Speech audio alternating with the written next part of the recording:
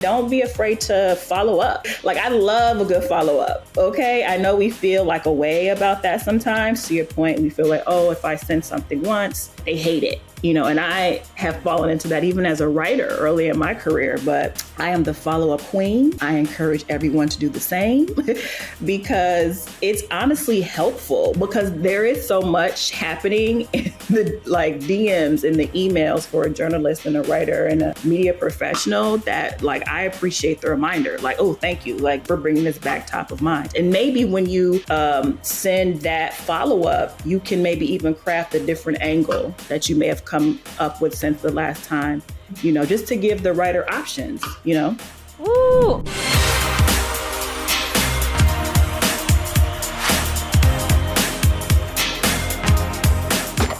Welcome, everyone, to another episode of the Small Business PR Podcast. I'm so excited to have the one and only Lenora Houseworth today. So she is many things. Not only is she a multi-passionate journalist, she is an advocate. She has written for some of the world's top magazines you might have heard of, such as Teen Vogue, Essence, Hello Beautiful, Black Enterprise, Allure, and so many more. But most importantly, she focuses on issues impacting Black women and women of color. So welcome to the show. Thank you so much. You know how to make a girl feel good. Okay. Well, thank you so much for being on the show. As you know, I'm all about highlighting diverse voices. And the reason why I wanted to reach out to you is because you actually put on your profile, this is really what you love to do, is highlight women of color, Black founders, and elevate their stories. So Can you tell me a little bit about exactly what types of stories you just love writing about the most? Oh my gosh. I love talking about stories around health and wellness that affect Black women, especially, as well as the creatives and thought leaders and founders in that space. That is my absolute passion. That's awesome. So how many years would you say you have been doing writing? More than 15 years. Woo! You've seen a lot of change during that time. I sure have seen a lot of changes in that time, which is why this particular point in the industry is very interesting, because I feel like we've been here before, to be honest. So, yeah. No, I know that change is constant. And for me, what I do, I really feel like PR is changing, and the way that we represent ourselves and advocate for ourselves is changing. And so we're all about, helping bootstrapping scrappy founders get featured, get seen, right, in some of the stories that you cover. So really quickly, high level, how can someone get on your radar, even if they're just starting out or they feel like they have imposter syndrome, but they know they have a really good story to share? Yeah, I always say social media is your best friend. I've had the fortune of living in two major tri-state areas, right? I'm from Chicago originally. I now live in the New York tri-state area. But I would say social media offers you an amazing opportunity to connect to all different types of journalists and creatives, and you don't have to live in a major media market to connect with them. So for me, I feel like, number one, the best thing you can do is have a beautiful brand, and as a journalist, I'm always going to point to the story, right? What story are you telling? That's really what will set you apart, right? And so if you have a beautiful, strong looking brand online and a compelling story, getting in front of those journalists and thought leaders and creatives that can put your story out there in today's day and age is relatively, it's more accessible than it's ever been, I think. 100%. I think a lot of times it's just our mindset and the way that the industry has told us, oh, well, you're in no position to pitch yourself. You need to wait your turn. All of these narratives that keep us stuck. I'm really on a mission to change that. So you said so many things. I want to break it down step by step, because we're all about actionable strategies here at Small Business PR. So the first thing you said is connecting. So let's talk about how you can connect and find journalists. And then we'll kind of get into the nitty gritty of the pitching. But how can someone just get started to connect with journalists? How would one even go about that search? Sure. So journalists live on a number of different platforms, social media platforms specifically, but I would say Twitter and Instagram are your two best entry points. That's pretty much where we play and connect and, it goes down in the DMs, you know what I mean? So I would say definitely make sure that you have a strong presence on Instagram, and follow, it can be as simple as putting in a hashtag, beauty journalist, beauty copywriters, like whatever you're looking for, put in the hashtag and see what pops up, see who pops up. I found you, right? Because that's actually how I found you, was on the grams. So let's say I find you and you actually put under your name like journalist, right? It's like for me, I had like entrepreneur, right? Yes. What do I do next? Do I just start DMing them, or should I like start commenting, complimenting them? What is the best way? So I like to say, you want to think about building a network in this business, specifically, really anyone, like dating. Like you wouldn't run up on somebody and say, hey, marry me. No, it's a slow burn, right? So yes, you want to start off with following that person.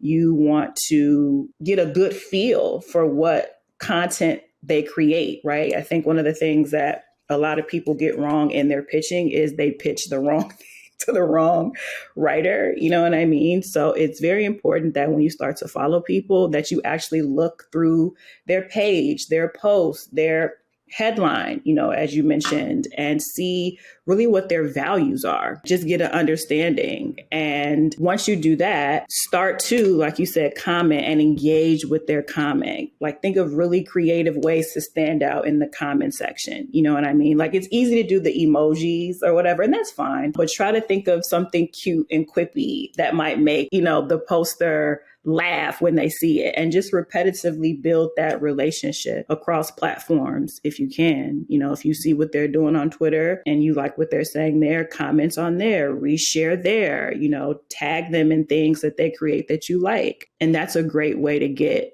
in people's faces to start. And then over time, if you guys build a rapport, then you slide in the DMs, you know what I mean? And it doesn't have to take long.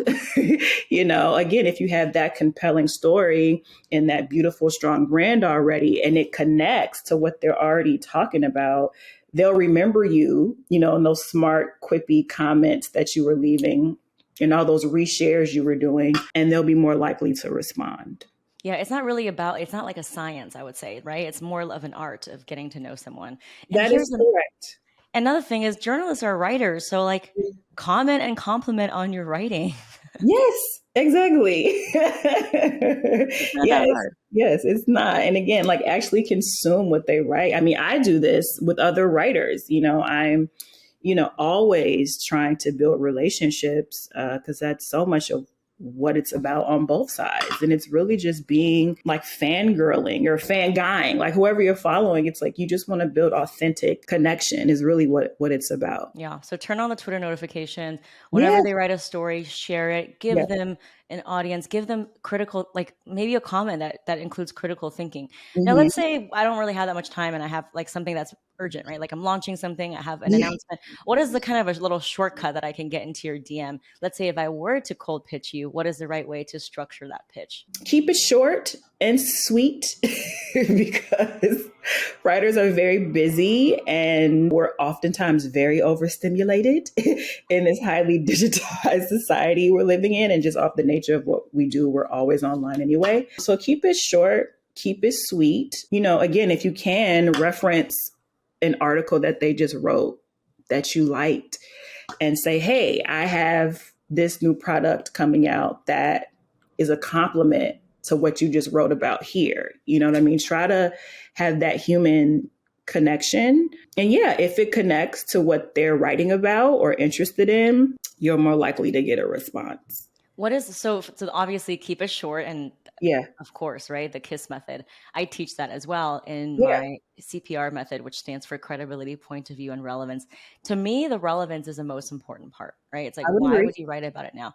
So can you give me an example of a really kind of beautiful, but like easy DM that you've got or a pitch that you received that just worked and you didn't know this person and you're like, you know what? I'm going to accept this cold pitch. So I kind of knew the person, but it was still a cold pitch because we weren't closely connected.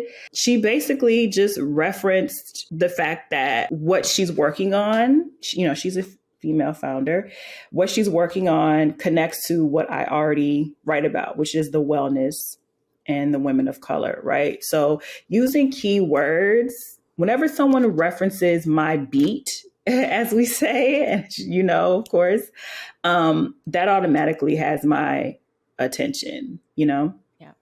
Yeah. So like obviously if you cover wellness, don't pitch you something in, like tech or something, right? It Yeah, has to be. exactly. Yeah. Yeah, What it has about to if you just wrote about something? Like let's say you just wrote about spring, summer wellness trends.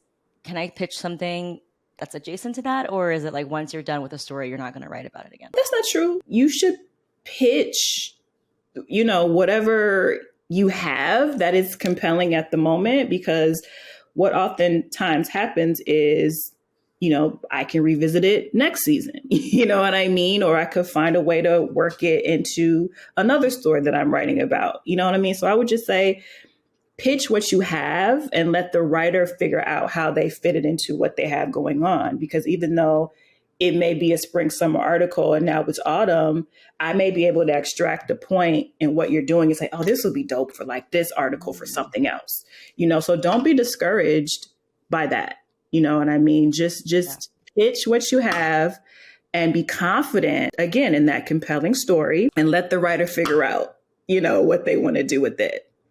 I love that. I love what you said. You might go back to it because I think so many times for the sender, we don't see your inbox, right? So we think, okay, once we send it and we don't hear, it's like, oh my God, you hate us. And it's all this imaginary thing that we make up in our head. So can you just give us a little behind the curtain, like how you manage your emails? Because just because you don't respond to it doesn't mean you're not labeling it and going back to it. So how does that work? Exactly. That is correct, because the inbox is crazy. Okay.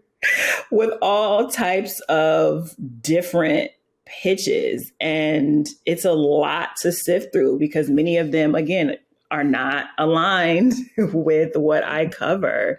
So I personally just like to mentally file things away.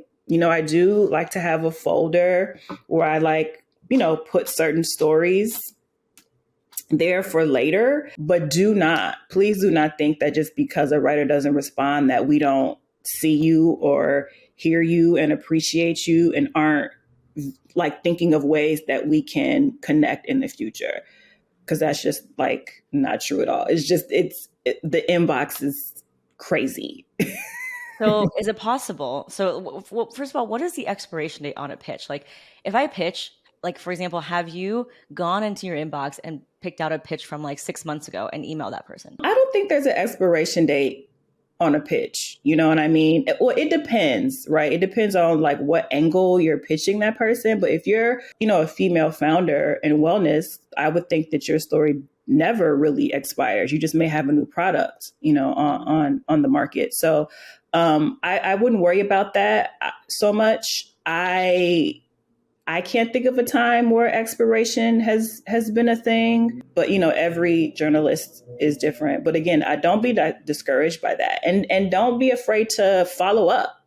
Like I love a good follow up. Okay, I know we feel like a way about that sometimes. To your point, we feel like, oh, if I send something once, they hate it. And I have fallen into that even as a writer early in my career. But I am the follow up queen. I encourage everyone to do the same because it's honestly helpful, because there is so much happening in the like DMs and the emails for a journalist and a writer and a media professional that like I appreciate the reminder, like, oh, thank you, like for bringing this back top of mind. And maybe when you send that follow up, you can maybe even craft a different angle that you may have come up with since the last time, just to give the writer options, Woo! Chef's kiss. What you're saying is music to my ears, because I always tell my PR students, you have to follow up. You have to follow up. And I think that as small businesses, we're not taught how to cold pitch. It's such an uncomfortable skill. Right. But even to do the act of pressing the send button is a big lift, right? Yeah. So to get someone to follow up is like even bigger. So what is some of your advice around following up? How long should I wait? Should I follow up in a new email, or should I reply to that thread? And then can I follow up on DMs? Like let's break it down bit by bit. Yeah, I like to give people breathing room, even in my pitch process as a journalist. It depends on how timely the pieces too, right? So if you're pitching something around Mother's Day, and you pitched it maybe last week, you may want to follow up, give it like 3 or 4 days, depending, it kind of just all depends on what you're writing. But if it's more of an evergreen pitch, something that can live on whenever, I usually give people a week to respond and let that percolate a little bit. And I honestly wouldn't, if you're already following them on other platforms, I would not be afraid to reach out to them in the DMs on other platforms. You know what I mean? Because sometimes it really does get lost in the sauce of the inbox. So, give people that breathing room, but it's okay to apply, a little pressure, but don't be can I put that on a sticky note? Don't let it get lost in the sauce. I always say I'm a sauce queen. I'm that girl at every restaurant. Do you have hot sauce? And they're like, for a salad? I'm like, yeah, go ahead. Run me that hot sauce. You just dropped so many gems. You've been so encouraging. I want to break it down a little bit further about the follow-up, right? Mm-hmm. So obviously I teach this in my PR course. Yeah. I love how you validated that 1 week is really good to follow up. And don't be afraid to freshen up the subject lines, right? It could be like, hey, Mother's Day, I pitched this last week for Mother's Day. Now, that's passed.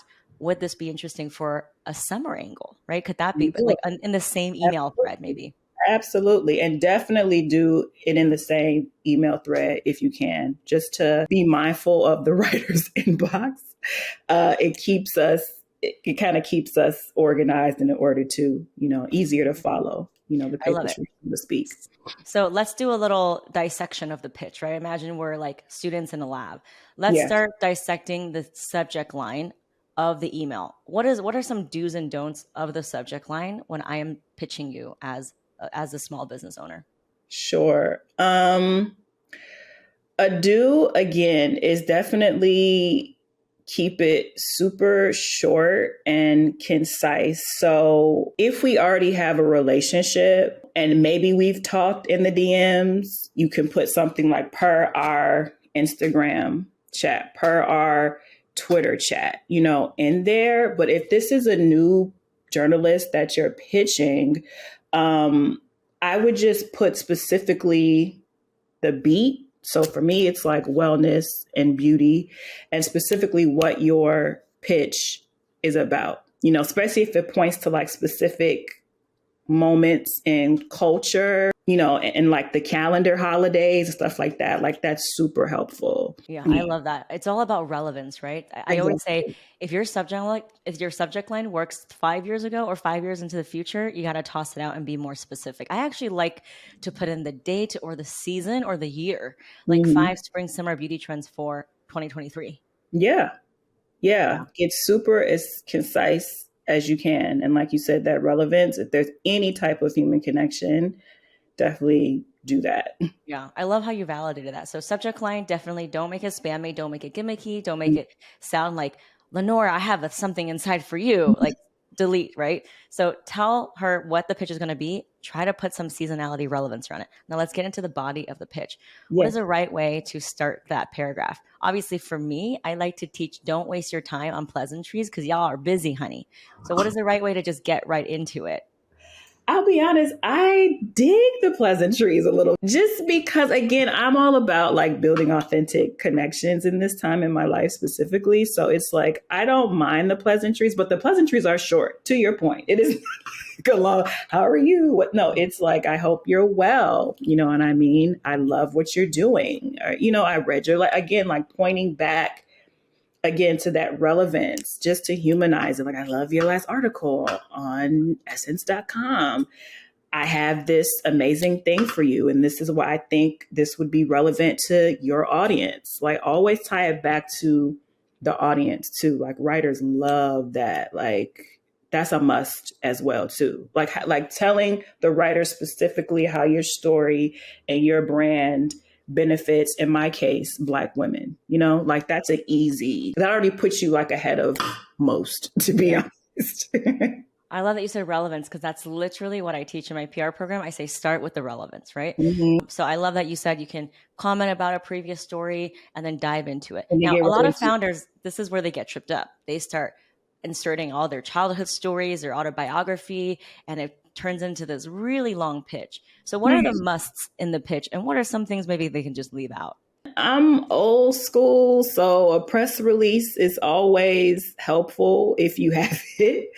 I don't think there's anything wrong with sharing your story, but I think maybe an easier way to do that is just to put a link to your website that goes directly to your story, your brand story on your website kind of thing, and just point them to that in the email and just get right down to it. How do you find out of all your story, right? It's hard to encapsulate 30, 40, 50 years of someone's life experience into an email. So what are some bullet points? Because I like to write in bullet points, and that's what I teach in my program. If I only had to put 3 bullet points, what are some of the things that I need to put to quickly get your attention so you don't have to sift through my autobiography?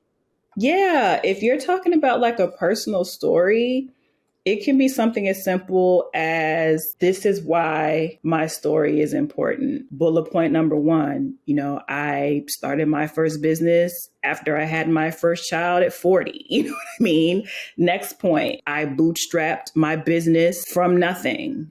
Point number 3, I've scaled my business during COVID inside my apartment. Just pull out the most compelling pieces of your story and just like bang it out, like you said, in like 3 quick bullet points, and simply like saying, this is why I think you should know me. I'm paraphrasing it, but like in that, like, spell it out plain. Yeah. This is why my story matters. This is why I'm a successful founder to this day. Boom, boom, boom. Yeah, I love that. And I hate like boasting, like here are all the instead of boasting, what I like to tell my PR students is use data, even if it's third-party data. Maybe they've done a survey or a poll. How do you feel about using data to kind of substantiate their story or their point of view? It's helpful, but to be honest with you, again, I'm all about building authentic connection. So for me as a writer, I want to know about you, the person. You know what I'm saying? And really your backstory, like it's nice to say, I built $1 million brand during COVID.